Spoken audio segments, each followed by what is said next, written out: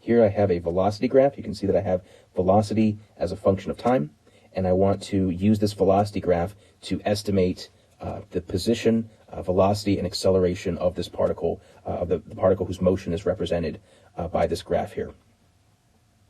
If I have a velocity graph, I need to have an initial condition, which is what I'm given here. I know at t equals 0, I'm at 0, and I know what my velocity is moving from there, and so I can kind of look forward and see where the particle is going to be later.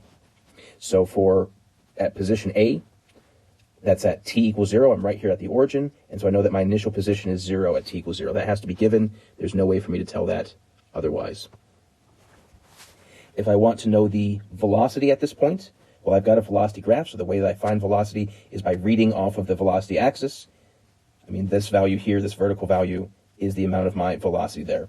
I'll notice that I've got this value of the velocity here is the biggest negative value, and it's more or less the same value of the velocity, the same magnitude as at C, except that this value is positive. So to kind of give myself an idea of the scale, since I don't have numbers here, I can say that my velocity is going to be the maximum amount, and I'll give myself a velocity vector, and I'll say about half this distance here will be the length of my velocity. That'll be that maximum distance, and I can do all my other vector drawing off of that same scale. Finally, if I want the acceleration is the derivative of the velocity. If I have a graph like this, the derivative shows up as a slope. So my acceleration here is going to be positive because I'm angled upwards, and it's fairly steep there. It's the steepest slope of tangent line that I have. So I have a large positive acceleration in that case.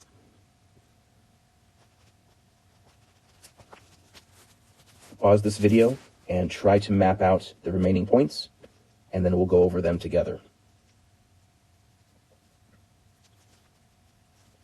Looking at point B, we can see that the velocity is 0 because we're right on the t-axis. But before we can even draw in the velocity, we need to know where we are on this axis.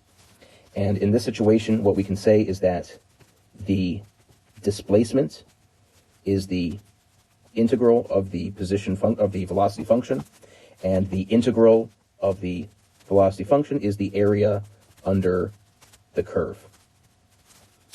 So in this case, what I can do going from A to B, my area under the curve is this much. Notice that this is area below the t-axis, so this actually counts as negative area. This negative area means that I have a negative displacement. That means that I've moved to the left from my initial position. I've moved to the left from the origin. So my particle must be somewhere over here. Again, I don't have numbers, so I can't calculate directly, but I can estimate that I must be somewhere to the left of the origin because I have a negative displacement, a leftward displacement from my starting point. Here at B, I'm right on the horizontal axis, so my vertical value is 0, and so my velocity here is going to be 0. My acceleration comes from the slope of the line. Notice that the slope here is less than the slope there, so it's still upward. It's still angled upwards. It's still a positive slope, but it's maybe 2/3 as big as the other slope. And so I'll draw that a little bit smaller there. Notice that I'm putting the velocity vector right on the particle. I'm putting the acceleration vector above the particle. Now when I look at location C, again, I need to figure out where my particle is. And if I have a velocity graph, I have to look for the displacement. So I'm going to add this area under the curve. Notice that this area here is bigger than this area here. So our interpretation is here, we're at the origin. Here we have a negative velocity, so we're moving to the left. This is how much we've moved to the left. And this is how much we move back to the right. There's more area here than there is there, so we move to the right more than we move to the left.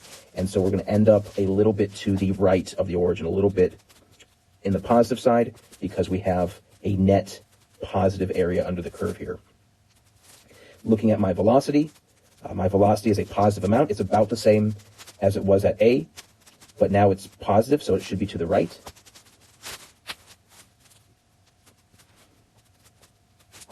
And then when I look for my acceleration, I draw a slope of the tangent line, and I see that my acceleration here is 0. Now I want to look at location D. At location D, I'm going to add more area. Here now I have a lot more positive area than negative, and so I'm going to be all the way over here. I'm going to be much farther to the right. I have had a much larger positive displacement from starting from the origin, so I'm going to end up all the way over here. When I look at my velocity, I can just read my velocity off of the velocity graph, and I can see there that my velocity is 0 because I'm right on that horizontal axis.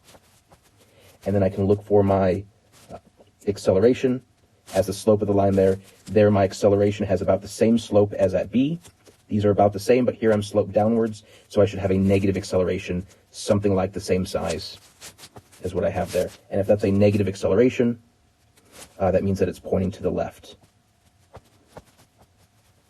And then finally at location E, I can add some more displacement there. This is negative displacement, so I have 2 negative displacements, 2 positive displacements. These are still a little bit bigger, and so I'm still going to have a little bit of net positive displacement. I'm still going to end up a little bit to the right of the origin from where I started.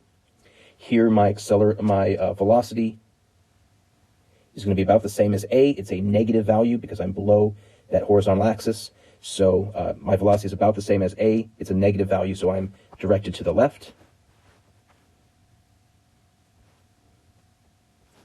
And I can find my acceleration by the slope of the tangent line. That's about the same slope as I had at A.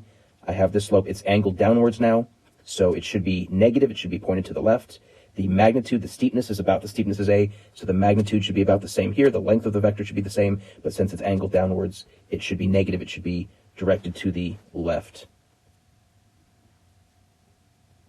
And it should look something like that.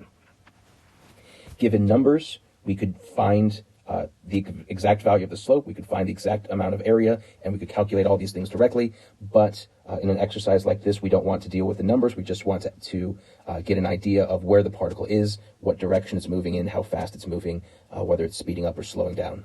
Notice here we're slowing down because the velocity and acceleration are against each other. Here we are speeding up because in the next moment we're going to begin moving to the right. Here we're moving at a constant speed at this instant because we have 0 acceleration. Here we're going to be speeding up to the left, and then here we are fully speeding up to the left when we have velocity and acceleration in the same direction.